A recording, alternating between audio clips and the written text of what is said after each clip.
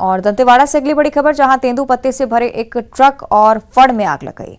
गीदम थाना क्षेत्र के रौंजे फड़ की ये पूरी घटना। नक्सली वारदात से पुलिस हालांकि इनकार कर रही है, लेकिन वजह का अभी तक खुलासा नहीं हो पाया है। दंतेवाड़ा से पूरी सूचना है। इसमें ट्रक में आग लगी है। तेंदुपत्ते से ये ट्रक भरा हुआ था। ये तस्वीरें आप देखिए। अक्सर नक्सलियों की तरफ से इस तरह से आगजनी की घटनाओं को अंजाम दिया जाता है और इस वजह से यही आशंका प्राथमिक तौर पर जताई जा रही थी कि हो सकता है कि नक्सल वारदात हो, लेकिन नक्सल वारदात होने से पुलिस ने पूरी तरह से इनकार किया है। हो सकता है असामाजिक तत्वों की तरफ से ऐसा किया गया हो। हालांकि घटना की पुख्ता जानकारी अभी तक सामने नहीं आ पाई कि किस वजह से ये सब हुआ। पुलिस लगातार जांच कर रही है। ट्रक चालक की भी तलाश और उससे भी पूछताछ की कोशिश, जिससे कुछ पता चल पाए, इस घटना से जुड़ा हुआ तथ्य सामने आ पाए। नक्सल वारदात से हालांकि पुलिस ने इनकार किया है, लेकिन दंतेवाड़ा का ये क्षेत्र अक्सर यहाँ पर नक्सली घात लगाकर बैठे रहते हैं, वाहनों में आगजनी की घटनाओं को अंजाम देते हैं। इसलिए आशंका थी कि ये नक्सल वारदात हो सकती थी, लेकिन पुलिस की तरफ से पूरी तरह से इनकार। वारदात की तफ्तीश में पुलिस जुटी हुई है। किसने इस ट्रक में आग लगाई, ट्रक चालक से भी पूछताछ की कोशिश। क्या ट्रक चालक मौके पर मौजूद था, इस बारे में अभी तक जानकारी पुलिस के पास नहीं आई है। हालांकि तफ्तीश लगातार की जा रही है। दंतेवाड़ा का ये क्षेत्र जिसमें तेंदुपत्ते से इस ट्रक को भरा गया था, कहीं निश्चित तौर पर गंतव्य की ओर बढ़ना होगा इस ट्रक को, लेकिन इसी दौरान ट्रक में आग लगी, फड़ में भी आग लगाई गई। गीदम थाना क्षेत्र के रौंजे फड़ की ये पूरी घटना है। नक्सली वारदात होने से मना कर रही है पुलिस, फिर आशंका असामाजिक तत्वों की ओर भी जाती है। हालांकि अभी तक कोई पुख्ता जानकारी नहीं। जशपुर से अगली बड़ी खबर, जहां सुतरी के जंगल में शरारती तत्वों ने आग लगाई है। ग्रामीणों ने जंगल में आग लगाई थी और उसके बाद लगी आग पर काबू पाने की कोशिश की है। ग्रामीणों की तत्परता से कोई नुकसान ज्यादा यहां पर नहीं हुआ है। बगीचा ब्रह्मपुर क्षेत्र का ये पूरा मामला है। जशपुर से ये जानकारी, आग लगने की घटनाएं लगातार बढ़ती जा रही हैं। सुथरी के जंगल में एक बार फिर से शरारती तत्वों के द्वारा आग लगाई गई, लेकिन समय रहते ग्रामीण यहां पर पहुंचे। उनकी सजगता की वजह से एक बड़ा हादसा, बड़ी दुर्घटना यहां होने से टल गई। सही, दीपक ज्यादा जानकारी देंगे। दीपक, लगातार इस तरह के मामले जशपुर से सामने आ रहे हैं। असामाजिक तत्व लगातार इस तरह की वारदातों को अंजाम देते हैं। क्या कोई ठोस कदम इस ओर? जी, मैं आपको बताऊं कि पिछले एक सप्ताह से जशपुर जिले के विभिन्न वन परिक्षेत्रों के जंगल लगातार जल रहे हैं और जंगलों से के जलने से अब तक हजारों पेड़ पौधे जो है वो जलकर खाक हो चुके हैं। और मैं आपको बताऊं कि बीती रात जो है सुतरी के जंगलों में एक बार फिर से शरारती तत्वों ने आग लगा दी और ग्रामीणों ने देखा कि जंगल में आग लगी हुई है, तो तत्काल ग्रामीण जो है वहां मौके पर पहुंचे। उन्होंने आग पर काबू पा लिया और सुतरी के जंगल में लगातार आग लगने की घटनाएं तेज हो रही हैं। और इसके साथ ही ग्रामीणों का विरोध है कि जो शरारती तत्व हैं उन पर कार्रवाई नहीं की जाती।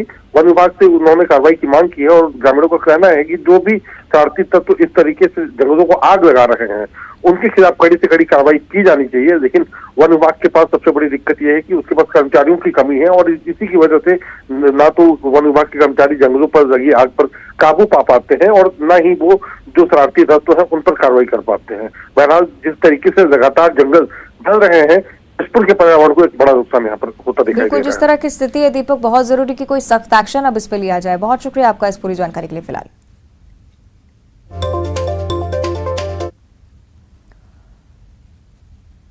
और अब ग्वालियर से अगली बड़ी खबर, जहां बड़े भाई ने छोटे भाई को डंडे से पीटा है। छोटे भाई ने इलाज के दौरान दम तोड़ दिया। आरौन थाना के पाटई गांव में दिलीप आदिवासी ने छोटे भाई घनश्याम को डंडा मारा। जयरोग अस्पताल में फिलहाल इलाज चला, लेकिन इलाज के दौरान भाई की मृत्यु हो गई। आरोपी दिलीप की पत्नी केश कुमारी है, पटाई पंचायत की सरपंच, जिन्हें बताया गया है दिलीप ने शराब के नशे में मारपीट की तो मायके चली गई सरपंच की पत्नी। और इसके बाद दिलीप ने छोटे भाई घनश्याम से भाभी को मायके से लाने के लिए कहा था। घनश्याम ने मना किया तो बड़े भाई दिलीप ने डंडे से पीटकर उसकी हत्या कर दी। आरौन पुलिस ने आरोपी को फिलहाल हिरासत में लिया है।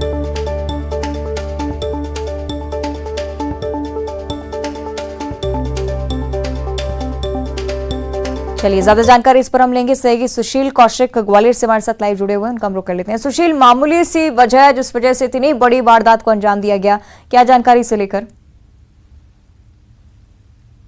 बिल्कुल, देखिए आरौन थाना क्षेत्र के पाटाई गांव का ये पूरा मामला है। यहाँ पाटाई गांव की जो सरपंच है केश कुमारी आदिवासी, उनके पति है दिलीप आदिवासी। दरअसल दिलीप की शराब की लतों से और मारपीट की हरकतों की चलते जो सरपंच पत्नी है केश कुमारी, वो 2 दिन पहले घर छोड़कर मायके चली गई थी। दरअसल सरपंच का चुनाव जीतने के बाद से ही केश कली के नाम पर जो पति है दिलीप, वो मारपीट करता था, लोगों के साथ धमकाने का काम भी करता था, शराब भी पीता था। तो परेशान सरपंच पत्नी छोड़कर चली गई थी। जब दिलीप ने अपने छोटे भाई घनश्याम से कहा कि वो पत्नी को लेने यानी उसकी भाभी को लेने उसके साथ चले, लेकिन घनश्याम ने मना कर दिया कि दिलीप की हरकतों की वजह से घनश्याम भी जो है इसके लिए तैयार नहीं था कि वो भाभी को लेने जाए। इसी बात को लेकर दिलीप इतना नाराज़ हुआ कि उसने छोटे भाई घनश्याम को डंडों से पीटना शुरू कर दिया और इस घटना में जो घनश्याम है छोटा भाई, उसके सिर पर गंभीर चोटें आई थी, जिसे इलाज के लिए अस्पताल ले जाया गया। लेकिन आज सुबह जो है उसने इलाज के दौरान जय आरोग्य अस्पताल में दम तोड़ दिया है। और इस घटना में चूँकि आरोन थाना पुलिस ने शिकायत के आधार पर पहले हत्या के प्रयास का मामला दर्ज किया था 2 दिन पहले जब मारपीट हुई थी। तो आज चूंकि दिलीप की घटना के बाद जो है घनश्याम की आज मौत हो गई है, तो यही वजह है कि पुलिस अब उसका थोड़ी देर के बाद ग्वालियर के जय आरोग्य अस्पताल में पीएम कराएगी। साथ ही जो एफआईआर दर्ज है दिलीप के खिलाफ, उस एफआईआर में भी हत्या के प्रयास के बाद अब हत्या की धारा 302 भी बढ़ाई जाएगी। और चूंकि घटनाक्रम हुआ है उसके बाद पुलिस ने तत्काल आरोन पुलिस ने आरोपी दिलीप, जो केश कुमारी जो सरपंच है उनका पति है, उसको गिरफ्तार कर लिया बड़े भाई दिलीप को, और अगली कार्रवाई की तैयारी की जा रही है। आज